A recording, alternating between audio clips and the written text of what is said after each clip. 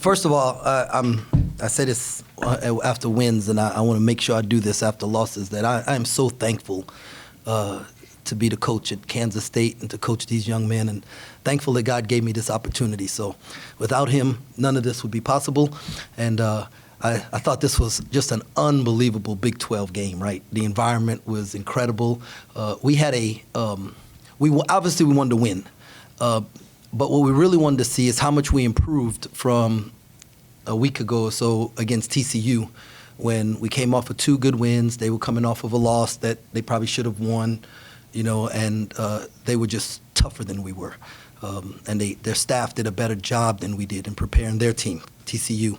And so that was a challenge to our guys, and we knew this environment was way different than TCU. I mean, these fans have always been some of the best fans in the country, one of my favorite places to come and compete at, just because of how knowledgeable they are and how much they love the team here. And so I thought, and I'm very proud of our guys for how we responded, how we played with poise at the right time. And I always say big-time players have to make big-time plays in big-time moments, and I thought that the young men at Iowa State did that. That shot Coucher hit coming out of that timeout, and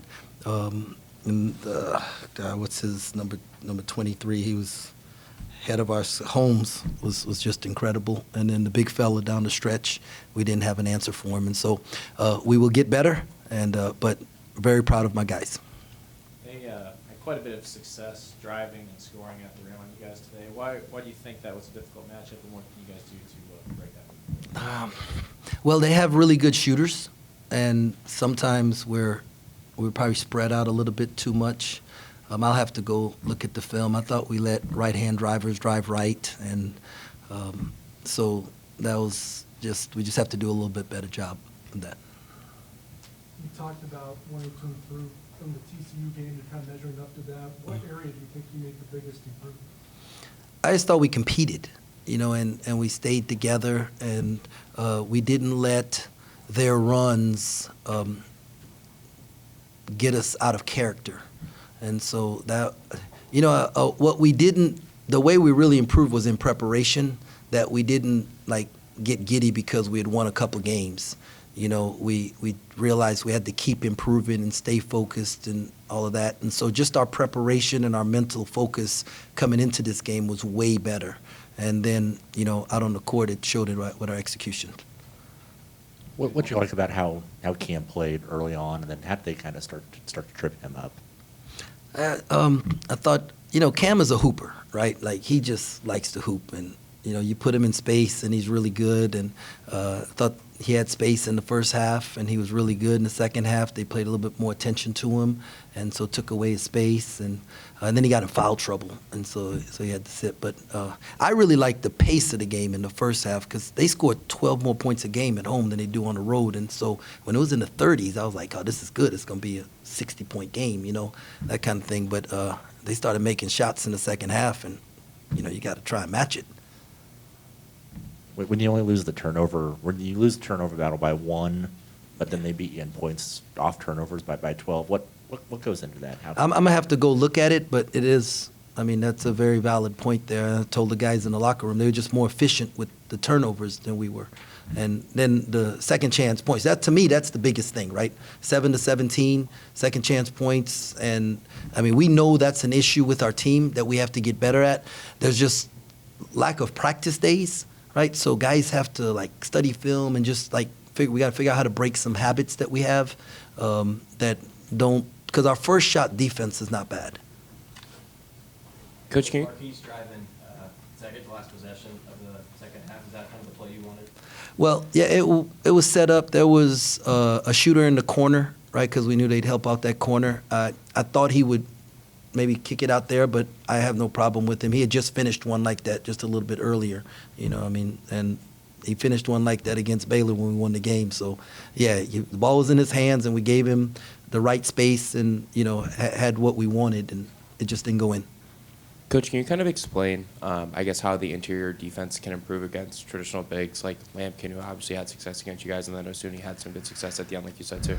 Yeah, we're going to have to do a better job probably just giving up touches, you know. So we're going to have to front the post more, and then that means you have to give backside help, which means that there's going to be a shooter on that other side. And, you know, like good teams put you in a bind, and you have to pick your poison. You know, and tonight that was the poison that we picked, and it gave us a chance to win the game, right? But we've got to do a better job of rebounding. That's what we have to do. What did you think of your shot selection?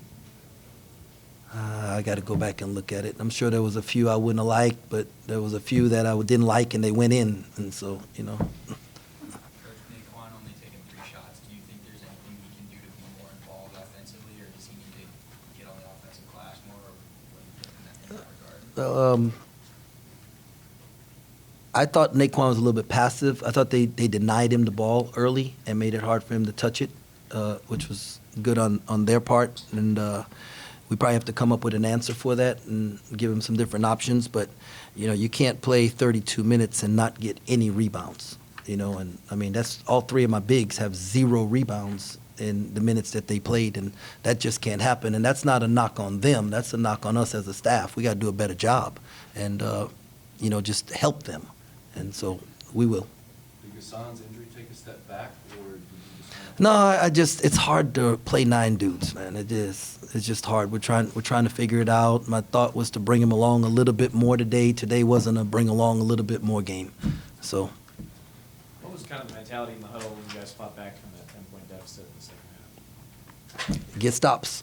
You know, let's get stops. We switched up some defensive stuff and kind of paused them a little bit with the triangle, and then we denied 3 and played an eye. And I mean, we were throwing everything we could at them just to pause them. But you know, it worked for a while till they put the 4 guards in, and then you got to get out of that thing.